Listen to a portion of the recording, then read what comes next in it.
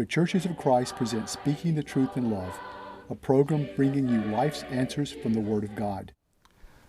I'm James Johnston, the minister of Nettleton Church of Christ in Jonesboro, Arkansas. Our program is brought to you by the area churches which are listed at the end of the program. To help you grow in your relationship with God, we're offering free resources on both our Facebook page and our website.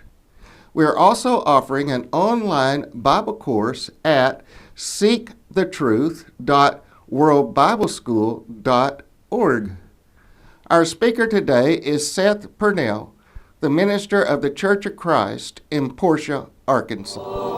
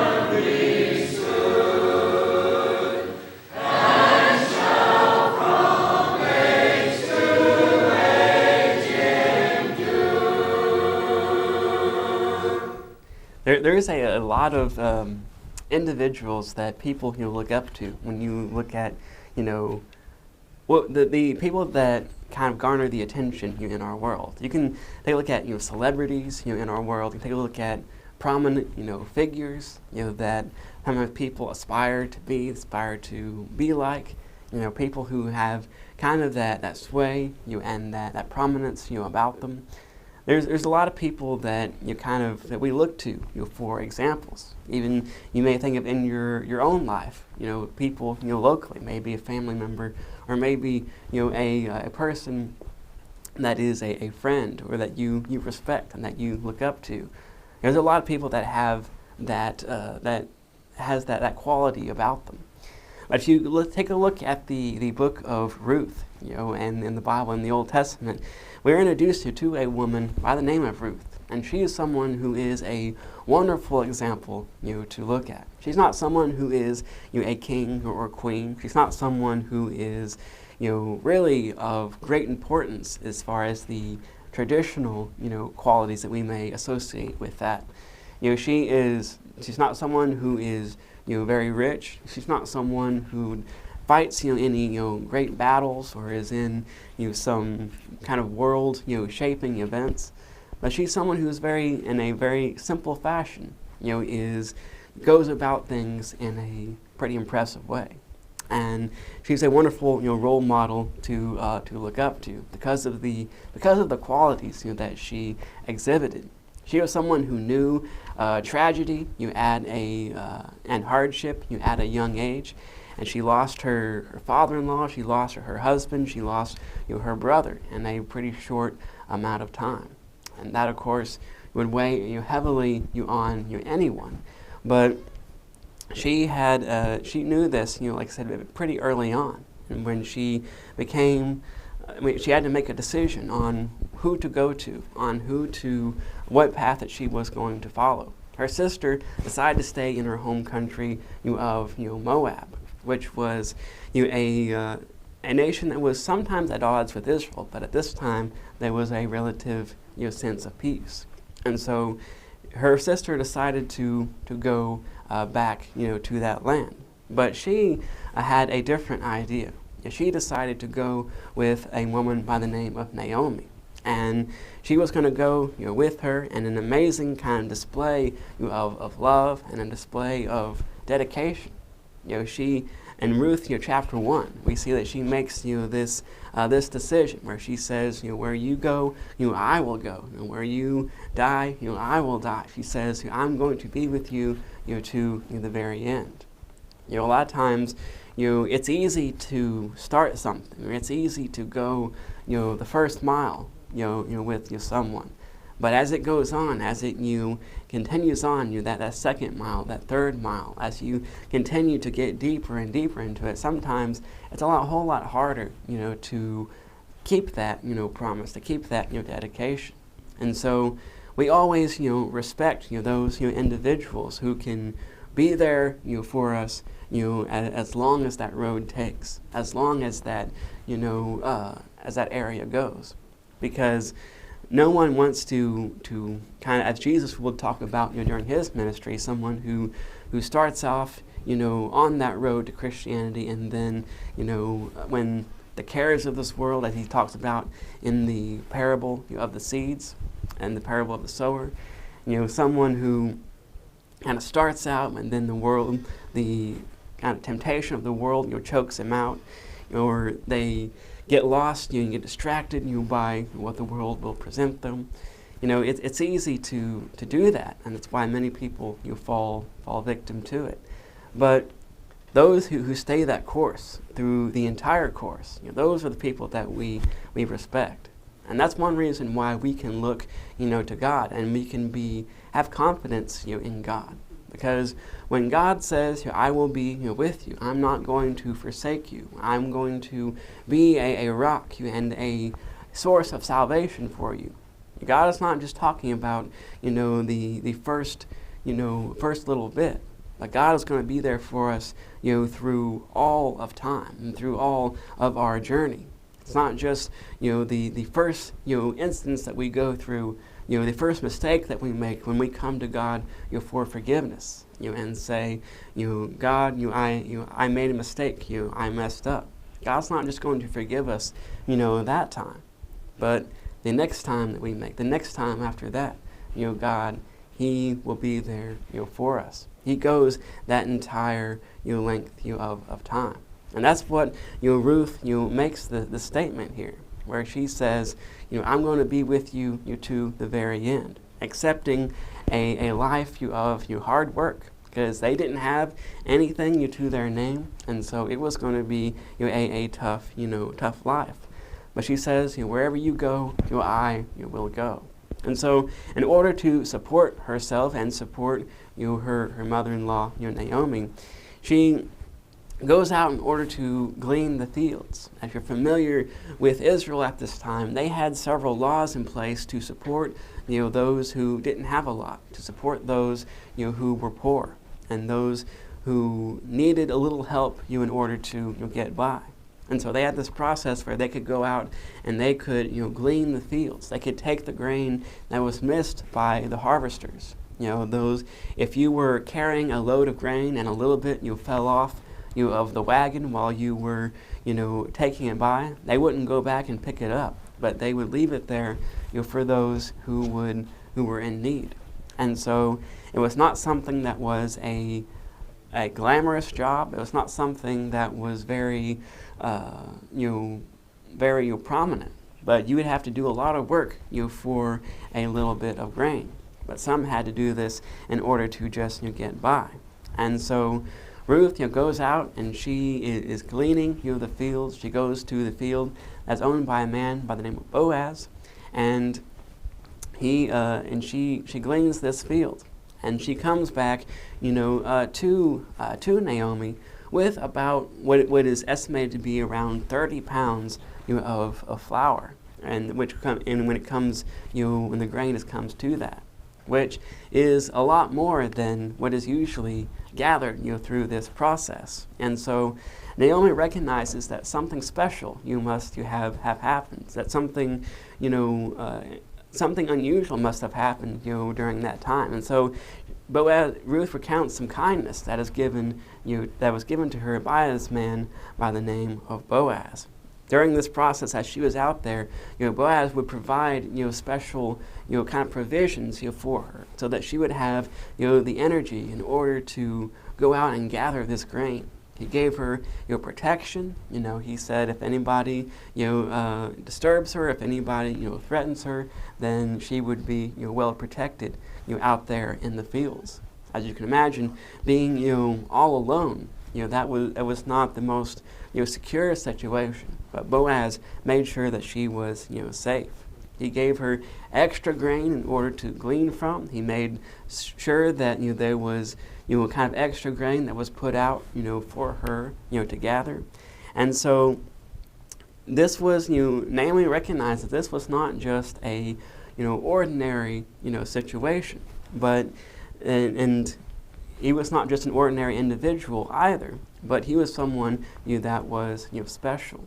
And so to take a look, for a second, at this man, Boaz, he is someone that is referred to as a redeemer in this case. And to understand who he was a kind of a wealthy man who lived around Bethlehem, and he was with her in this case, and it was he was a prominent man of that area, and was known as a not just a redeemer, but was referred to as a kinsman redeemer. And there was a legal process that they had at this time, which involved people taking up the kind of the mantle of their relative, and it's a type of individual that played a pretty prominent role in the culture of Israel at that time. There was responsibilities that they had, there was obligations that they had, but God set up a system in Israel to where they looked out for each other. They looked out for their fellow man and for their brothers, and so they had these certain responsibilities that were associated with them. First, they were people who could buy back the freedom of an individual. It's not something that we usually think about today. But if a person was going through hard times, they could sell themselves as a worker, as a slave to another individual, in order to kind of work off their debt, in order to work off the situation that they were in. A redeemer could buy them back, could buy their freedom from that situation that they were in, and give them restore them back. They could go through that process of bringing them back to their original freedom. And in Leviticus chapter 25, verses 47 through 48, we see this instruction that is given. If a stranger or sojourner with you becomes rich, and your brother beside him becomes poor, and sells himself to the stranger or the sojourner with you, or to a member of the stranger's clan, then after he is sold, he may be redeemed. One of his brothers, may redeem him. That's the process that was put in place by God in order to ensure that once they got into this situation, they didn't stay there and along with their family throughout time. They would have the opportunity to buy back land. If it was part of a family and it was sold, they would have the opportunity to buy purchase that back. If a person did not have an heir, if they did not have children, they were able to purchase that back. And it was kind of a system that was put in place in order to ensure that one didn't acquire everything, one family didn't acquire everything, but there was kind of a a system where they could come back from those mistakes that they made. In Leviticus chapter 25 and also in verse 25, if your brother becomes poor and sells part of his property, then his nearest redeemer shall come and redeem what his brother has sold. And so these are the responsibilities that they had. His brother could come and redeem that property that he had. A redeemer could also be what is referred to as an avenger of blood. If a brother or family member who was killed or murdered in a fashion, then they would be the one to bring justice. They would be going to pursue that individual and bring them to justice and carry out the law. In Numbers chapter 35 and verse 19, it says, "The avenger of blood shall himself put the murderer to death. When he meets him, he shall put him to death." A very serious responsibility that he had. And one to be an administrator of justice in that sense during that time, and to look out for their family. But lastly, when we take a look at the responsibilities that this type of individual had, they were to maintain the legacy of their brother. If they had a close relative that died before they had children, they had a responsibility to take up the widow and to bear children in their name. And as we know, one of the biggest concerns of people during this time was securing their legacy, thinking about what is going to happen, what is going to be my legacy going in the future. Which is kind of counter to how we think a lot today. Some people think about just the here and now, just what is in front of us, just what is going to happen in the next day or year or a couple of years. But these individuals thought about what's going to happen down the road, what is going to be my legacy, which is not a bad picture to think about, because as a Christian, what do we look to? What should we be preparing for? What should we be thinking about? It's not just, what is happening in the moment. It's not just what will happen, like I said, years from now. But as a Christian, we always look towards eternity. We look forward, to what's going to happen after this world, is done, after this world, is over, after its purpose, has been, fulfilled. We look, beyond that, because if we're someone who is just concerned with the here and now, then we're going to miss the big picture of what God offers us. But we are looking far beyond that to something that where God has said, there's no ear has seen, or no eye has seen, no ear has heard, the glory that God provides for us, what that day will be like. And so They wanted to know what their generation was going to be like. They looked towards that bigger picture, which should be something that we do as well. You think of people such as Abraham, such as Zechariah, people who were very concerned about what their legacy was going to be like.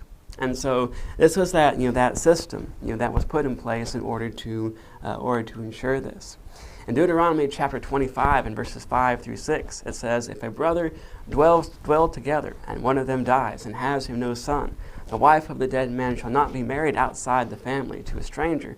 Her husband's brother shall go into her and take her as his wife, and perform the duty of a husband's brother to her. And the first son whom she bears shall succeed to the name of his dead brother, that his name may not be blotted out of Israel." And so, like I said, this was the system that was put in place in order to ensure that a family's legacy was able to continue, that they were able to maintain throughout Israel. And so those were kind of the responsibilities that a kinsman redeemer had. But the character of Boaz was something that was special as well. He was one who showed Ruth kindness in a situation where he did not have to. This is not something that was forced upon him. It's not something that had to be a mandate or an obligation to him. There were some things that he had to do in order to follow the law. But as far as showing kindness, that was something that he didn't have to do, but yet something that he chose to pursue. Oftentimes, we will find ourselves in situations where we are not, forced. We're not, mandated. We're not, coerced in any way to show kindness to someone, to speak in kindness, to act in kindness. But it's something that we can glorify God in doing. You may not think that you can do a whole lot. You may not think that you can achieve a whole lot in your life, or that you have the ability to do a whole lot. But just showing kindness to someone, just speaking to someone in kindness, that can go a long way in showing the power of God, and to be able to glorify Him on this earth. Showing kindness can have an impact on a person that we may not always realize, but it's something that's very very important. Ruth may have not known what a kinsman redeemer was, who being from Moab, but most likely Naomi would have informed her of this. And so she is talking to her and talking to her about what the future may like. And so she instructs Ruth to go and make a declaration, to go and to talk to Boaz and kind of make a declaration to him about their situation. And so she does that, and she goes to him, and she has that conversation with him. And he was, just as he showed kindness to her before, he shows to her again. And in this situation, he had the ability, he had the power to kind of take advantage of her situation. He could have taken her land. He could have taken the few things that she still had. He could have taken a lot of those things. But in the end, he did not. The integrity of this man was something that was more than his prominent position was. And it's oftentimes the character of a person shows forth in a much brighter way, a much more important role than their prominence. We talked about at the beginning about people that we look to, people that we follow the example of. Do you follow them because of their charisma, because of their riches, because of their popularity? Are those the qualities that we seek out? Or we just seek out to follow people who are kind, people who have character, people who have the sense and the know-how to look beyond the things of this earth, and to treat people with that character and with that kindness. Those are the people that we should look to. Those are the people that we should follow, and because in the end that we will reflect what they have. There is a quote that's given by Abraham Lincoln during his time. He said, "Nearly all men can stand adversity, but if you want to test a man's character, give him power." To be able to do the right thing when nobody is there to tell you otherwise. That's a true test of character. And Boaz was somebody who was a man of high character, and he was somebody who passed this opportunity. And so when you think about what this involves and how we can see people of character, we see that God is someone who doesn't just demand or require a character from us, but He's someone who has character of Himself. We're not someone who has to follow God with the notion that He is someone that will contradict what He says or go back on us. We don't have to doubt the character of God, because He is somebody who is holy. He is somebody who is a light. He is righteousness. He is someone above what mankind can offer. And so when he says I will to live in a righteous way, to live with kindness, gentleness, self-control, to do these things, We don't have to worry about God saying these things and then himself doing something else. We don't have to worry about God going back on his word and being someone who is deceitful and somebody who has lied to us. We don't have to worry about the character of God, but he is someone who has that he is someone who will be there in all those situations. And so you may be in situations where you have the opportunity to be, dishonest in what you do. You may have the opportunity to brag about yourself, to put yourself above others. You may find yourself in situations where you have the opportunity to enrich yourself by doing the wrong thing. But if we're someone who is, who puts that idea and puts that character beyond, the external things of this world, we know that we will be in the right way. In 2 Timothy chapter 1 and verse 7, it says, "For God gave us a spirit not of fear, but of power and of love and of self-control." Of love and self-control. That is what he has given us. And as the writer of Proverbs will say in Proverbs chapter 25 and verse 28, a man without self-control is like a city broken into and left without walls. We need to follow the examples that both Ruth and Boaz give us in this story. It's a wonderful story to take a look at.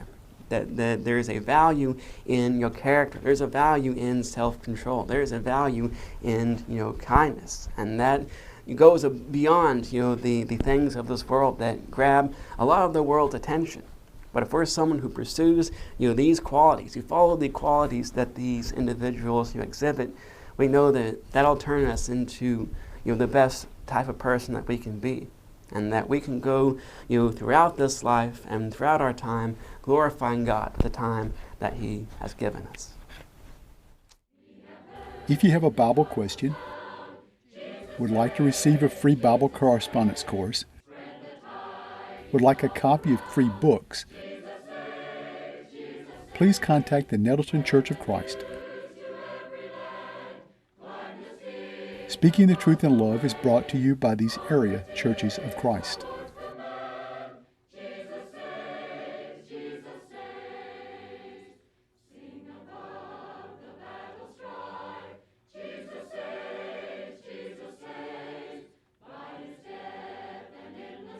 Speaking the Truth in Love can be viewed online at nettletonchurchofchrist.org.